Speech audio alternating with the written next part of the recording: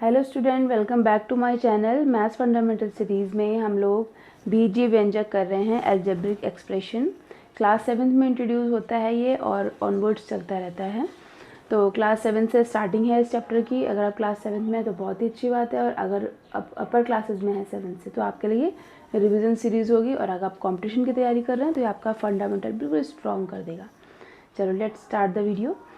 तो चर और अचरों को संयोजित करके बीजीय व्यंजक बनते हैं। पहले तो बोलते हैं बीजीय व्यंजक होते क्या हैं। तो चर और अचर को जब हम इनको संयोग कर देते हैं, संयोग किसके थ्रू करेंगे? प्लस के थ्रू, माइनस के थ्रू, इंटू के थ्रू एंड डिवाइड के थ्रू। तो इससे बीजीय व्यंजक बने। जैसे ये व्यंजक दिया हुआ है 7x + 2, तो 7 और x के बीच में मल्टीप्लिकेशन का साइन है, ठीक है। और 7x प्लस को 2 को जोड़ने के लिए प्लस का निशान लगा है, ठीक है। एक तो ये है, तो ये देख लिया आपने किससे संयोजित किया गया है। ऐसे ये समीकरण है। तो व्यंजक और समीकरण में क्या अंतर है? इससे पहले मैं सरल समीकरण करा चुकी हूँ चैप्टर 4 में, क्लास 7 में सरल समीकरण है। तो उसमें मैंने बताया था कि समीकरण में किस तरह से बनाई जाती है। तो इसमें अंतर देख लीजिए व्यंजक और समीकरण में। व्यंजक होगा उसमें इक्वल का कोई साइन नहीं होगा, ठीक है। और समीकरण में इक्वल का साइन होगा। ये तो एक अंतर हो गया, ठीक है। और चर क्या होता है? चर जो आपके लेटर होते हैं, X, Y, P, Q, L, M and so on, कोई भी लेटर, ठीक है। जैसे कि मैं बोलूँ कि यहाँ पर ये कुछ पेन रखे हुए हैं, यहाँ पर कुछ ये पेन है, ठीक है। मैंने ये पेन छुपा दिए, ओके। तो अब मैंने इसमें से 2 पेन निकाल लिए, तो कितने पेन बचे? तो या कितने पेन थे? तो टोटल x पेन थे, x में से मैंने क्या कर दिया? 2 निकाल दिए। तो ऐसे करके कुछ कर सकते हैं, ठीक है। तो x - 2 इस तरह से बीजीय व्यंजक बनते हैं। या मेरी एज अगर है, मेरी एज जितनी भी है उससे मेरे जो बच्चे की एज है, ठीक है, वो जो एज है वो 10 साल कम है। तो मान लो मेरी एज x है और मेरे बेटे की एज 10 साल कम है, सॉरी 10 साल नहीं, 25 साल मान लो कम है। तो 25 साल x - 25, ओके। तो समझ में आ रहा है? तो इस तरह से आप कर सकते हैं, ठीक है। एग्जाम्पल भी थोड़े रिलेवेंट लेने पड़ते हैं, ओके। तो जैसे कि अब इसमें आओ सीखें। अब इसमें क्या क्या सीखेंगे हम? यहाँ सीखेंगे पद, गुणांक, चर, अचर, व्यंजक और गुणनखंड, ठीक है। इस वीडियो में हम ये सब सीखने वाले हैं। पद, गुणांक, चर, अचर, व्यंजक और गुणनखंड। तो चर तो मैंने आपको बता दिए क्या है ये चर, ठीक है। अचर भी आपको बता दिया और व्यंजक भी मैंने आपको बता दिया है, ठीक है। एक ऐसा चर और अचर के संयोग को करके जो एक एक्सप्रेशन बनता है उसको हम बीजीय व्यंजक कहते हैं, ओके। अब थोड़ा सा इसमें और डिटेल में देखते हैं इसको। अगर यहाँ समझ में नहीं आएगा तो अगला तो जरूर समझ में आ जाएगा। ये देखो इस तरह से बनाया हुआ। जैसे ये 7x + 9 = 12 मैंने लिखा हुआ है। इसका मतलब क्या है कि 7x + 9 = 12, ये पूरी यहाँ से लेकर यहाँ तक ये एक समीकरण है। और ये 7x + 9 यहाँ से लेकर यहाँ तक व्यंजक है, और ये भी क्या है? व्यंजक है। तो आप अलग अलग व्यंजक तो हैं ये, लेकिन पूरी ये समीकरण है। इसमें 9 और 12 है अचर, और x है चर, और गुणांक है 7 जो संख्यात्मक मान होता है, ठीक है। संख्यात्मक मान होता है जो x के साथ लगा हुआ है, संख्यात्मक मान, इसको हम गुणांक बोलते हैं। तो मैंने व्यंजक लिखा है यहाँ पर 7x + 9। 12 को आप व्यंजक नहीं भी मानो क्योंकि यहाँ पर अचर नहीं है, तो चर नहीं है। चर को आप x की पावर 0 भी ले सकते हो। तो देखा जाए तो 7x + 9 को कंसिडर करिए। समीकरण है 7x + 9 = 12। चर है यहाँ पर 9 एंड 12, और x का गुणांक है यहाँ पर 7। गुणांक जब भी बात होगी तो पूछा जाएगा किसका गुणांक, ठीक है। तो x का गुणांक है 7। ऐसे इसमें आ जाइए। अब यहाँ पर मैंने एक टर्म और ऐड कर दी है, पद। तो एक तो 3x है पद, और दूसरा है आपका -5। ये 2 पद हैं आपके यहाँ पर। तो इसको हम बोलते हैं पद, इसको हम व्यंजक भी बोलते हैं, ठीक है। यहाँ से यहाँ तक ये व्यंजक भी है, कंफ्यूज मत करना। ये व्यंजक, व्यंजक देखो मैंने 3x - 5 लिखा हुआ है व्यंजक, ठीक है। मैं यहाँ पर इसको व्यंजक लिख देती हूँ, ठीक है। पद हो गए 2 और व्यंजक हो गए आपके, ठीक है। तो ये एक पद हो गया 3x, और ये गुणांक। अब देख लेते हैं, मैंने लिखा हुआ है व्यंजक हो गया 3x - 5, पद हो गया द्विपदीय। अब देखो ध्यान रखना, जब एक ही पद होगा, ठीक है, पद यहाँ पर 2 हैं, 3x और -5। अगर ये 2 पद होंगे तो उनको बोलेंगे द्विपदीय। अगर इस समीकरण में 3 पद होंगे तो आप बोलेंगे त्रिपदीय, और 3 से ज़्यादा होंगे तो आप बोलेंगे बहुपद, ठीक है। चर यहाँ पर हो गया आपका x, अचर यहाँ पर हो गया 5, और x का गुणांक हो गया यहाँ पर 3, ओके। तो एक्स का गुणांक हो गया यहाँ पे 3। एक क्वेश्चन और देखते हैं, थोड़ा सा और आ जाएगा। जैसे ये है, यहाँ पर देखो, यहाँ पर पहले देखेंगे चर कौन कौन है। चर है एक्स और वाई। अचर है यहाँ पर 9, ठीक है, अचर हो गया 9। अचर ऐसा होता है जिसका मान नहीं बदलता है। एक्स का गुणांक है यहाँ पर 5, वाई का गुणांक है यहाँ पर 7। तो आपको लिखना है गुणांक किसका गुणांक, एक्स का गुणांक, वाई का गुणांक। पद कितना है यहाँ पर, 1 2 3, 3 पद है, तो हम इसको बोलेंगे त्रिपदी। ओके, तो ये आपको क्लियर हो गया होगा। तो एक मैंने बोला अगर एक पद होगा, जैसे अगर मैं बोलूँगी यहाँ पर, मैं लिखती हूँ एक्स स्क्वायर, तो ये हो गया आपका एक पदीय। ठीक है, अगर मैं लिखती हूँ एक्स प्लस 2y, तो इसको मैं बोलूँगी द्विपदीय। ठीक है, और अगर मैं लिखूँगी x square plus 3y plus 7, इसको मैं लिखूँगी आपको सिर्फ काउंट करना है, त्रिपदी। ठीक है, ये त्रिपद भी बोलते हैं, एक पद, द्विपद, त्रिपद, ये भी बोलते हैं इसको। अगर मैं लिखूँ 2y प्लस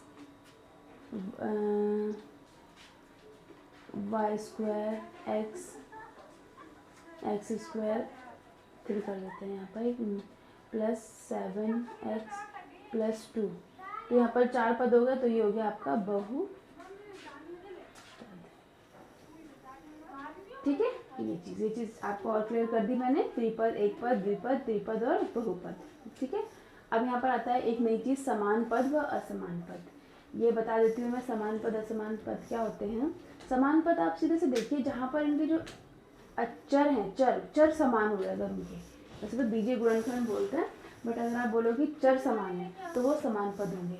तो चर समान किस किसके हैं यहाँ पर, 12x, अलग अलग कर देती हूँ मैं, माइनस 25x, इनको लाइक टर्म्स बोलते हैं। ये दोनों हैं 12x एंड माइनस 25x, ये समान पद है। ठीक है, और समान पद कौन कौन है, माइनस 25y, 12y, y, ये हो गए। असमान पद कौन कौन से हैं, 12x, 12, ये असमान पद हैं। बहुत सारे बन सकते हैं ऐसे, माइनस 25x, माइनस 25y, ये समान पद है। ठीक है, 1, और समान पद और कौन से हो गए, 12, 1। देख लो समान पद असमान पद कैसे होते हैं, जहाँ पर इनके जो बीजीय गुणनखंड है, जो ये इनके जो x है, ये जो ये इनके चर हैं, ये आपके समान होने चाहिए, तो ये समान पद होंगे। ठीक है, असमान पद और भी बन सकते हैं, जैसे माइनस 25 के साथ आपने ले लिया माइनस 25x। ओके, इस तरह से आपको असमान पद और असमान पद ये होते हैं। ठीक है, आप हम इसको न्यूमेरिकल करेंगे अभी आगे, तो मैं और क्लियर करूँगी इस चीज़ को। अभी थोड़ा बहुत देख लीजिए आप, ये मैं यहाँ नहीं भी इंट्रोड्यूस करा दी तब भी चल जाता है। नेक्स्ट क्वेश्चन में हम करेंगे। अब है एक पद की गुणनखंड पेड़ आगे, तो ये व्यंजक है 4x स्क्वायर माइनस 3xy। इसमें पद देखो दो हैं, 4x स्क्वायर और माइनस 3xy। आप ये बनाइएगा, बहुत मजा आएगा। तो इसके गुणनखंड 4x स्क्वायर का गुणनखंड है 4x और x, माइनस 3xy का है माइनस 3x एंड y। ठीक है, तो ये आपका पेड़ आरेख है, एक पद के गुणनखंड के लिए पेड़ आरेख है। आप इसको बनाइए, आपकी बुक में बहुत सारे हैं। तो सबको समझना है कि इसके 4x स्क्वायर के इतनी गुणनखंड है। ठीक है, माइनस 3, और ये आपस में जुड़े हुए किससे हैं, गुणा से जुड़े हुए हैं, आपस में मल्टीप्लिकेशन से जुड़े हुए हैं। ठीक है, तो ये आपके व्यंजक होगा, व्यंजकों का आपने गुणनखंड कर दिया इस तरह से। ओके, चलो अब दूसरा वाला पेड़ आरेख देख लेते हैं, जो है व्यंजक है 5x square 5xy square plus 7x square y। इसके दो पद हैं, 5xy square 7x square y। अब इसे गुणनखंड देख लीजिए, 5xy 7x एंड y। ठीक है, एक पेड़ आरेख आपका ये हो गया। ओके, चलिए आगे चलते हैं। दो पेड़ आरेख बता दिए मैंने आपको, पेड़ आरेख ट्री, आपको ये क्लियर भी हो गया पेड़ आरेख किस तरह से खींचे जाते हैं। ठीक है, अब इसमें एक थोड़ा सा ये वाला क्वेश्चन कर लेते हैं। मैंने एक टेबल बनाई है एक प्रैक्टिस के लिए, इस टेबल को देख लीजिए। जैसे ये है, पहला वाला क्वेश्चन मैंने सॉल्व करा हुआ है। ओके, व्यंजक है इसमें 4x और 5, x का गुणांक है -4 और ये गुणनखंड है -4x और 5। तो इसमें पद देख लो कौन कौन से हैं। पद है यहाँ पर 13y square minus 8y x पद हो गए। x का गुणांक है यहाँ पर -8y, देखो x है ना यहाँ पर, इसका गुणांक है -8y। गुणनखंड है यहाँ पर 13, y, y -2, 2, तीनों माइनस आएगा, y, x। ठीक है, इसके 8 का गुणनखंड होता है 2 × 2 × 2। ठीक है, तो मैंने इसको ऐसे ब्रेक कर दिया। उसके बाद इसमें हो जाएगा xy 2x² y²। x का गुणांक है यहाँ पर y, x ढूंढो पहले, तो x का गुणांक है y। गुणनखंड यहाँ पर हो जाएंगे x, y 2, x, x, y, y। ये इसके गुणनखंड हो गए। ठीक है, पहले वाले पद के कर दिए गुणनखंड, फिर दूसरे वाले पद के। ऐसे 13y² x², पद इसके हो जाएंगे 13y² x -8y x। x का गुणांक है यहाँ पर 13y² और दूसरा है -8y। दो गुणांक हो गए, देखो यहाँ पर। गुणनखंड हो जाएगा आपका 13, y, y, x -2, -2, -2, y, x। ऐसी पद यहाँ देख लीजिए, 7 है x y² है और y है। ये पद हो गए 7xy² + y। x का गुणांक है यहाँ पर y² और गुणनखंड है यहाँ पर 7 गुणनखंड है। xy² का गुणनखंड है आपका, इसके बाद देख लेते हैं x y × y और दूसरा है इसका y। ठीक है, तो इसमें दिखा दिया अलग अलग। इसके यहाँ पर हो जाएगा 12xy² और ये दूसरा पद हो गया 25। x का गुणांक हो गया यहाँ पर 12y²। x का गुणांक कौन हो गया 12y²। ओके, और गुणनखंड होगा यहाँ पर 2 × 2 × 3 × x × y × और इसका हो गया 5 × 5। ओके, तो इस टेबल से आपको काफ़ी कुछ क्लियर हुआ होगा।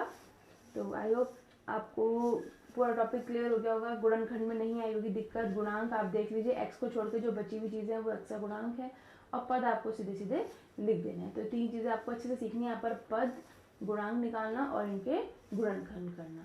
ओके, तो अब नेक्स्ट वीडियो में हम आपको बीजीय व्यंजक का जोड़ना, घटाना, गुणा व भाग ये सब सिखाएंगे। ठीक है, तो thanks for watching and bye bye.